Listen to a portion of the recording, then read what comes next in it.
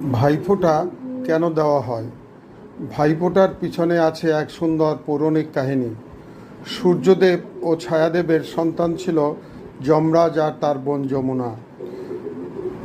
যমরাজ মৃত্যুলোকের দেবতা হওয়ায় তার বোনের সাথে দেখা হতো না। একদিন কার্তিক মাসের দ্বিতীয় তিথিতে যমুনা ভাইকে নিজের বাড়িতে আসার নিমন্ত্রণ করিলেন। যমরাজ নরক থেকে যাত্রা করে বোনের বাড়িতে এলেন। যমুনা স্নান করে ভাইয়ের কপালে ফোঁটা দিলেন এবং উপাসনা করলেন ও নিজের হাতে খাওয়াইলেন। যমরাজ বোনের ভালোবাসা দেখে বোনকে বললেন, বোন, তুমি কি বর চাও? যমুনা বললেন, তুমি যেন এই দিনে আমার বাড়িতে আসো, আর যে বোন আজকের দিনে যে ভাইকে ফোঁটা দেবেন যে বোন এই দিনে ভাইকে ফোঁটা দেবেন সেই ভাই যেন অকাল মৃত্যুর হাত থেকে রক্ষা পান। যমরাজ সেই আশীর্বাদ পূরণ করলেন। এর থেকেই আরম্ভ।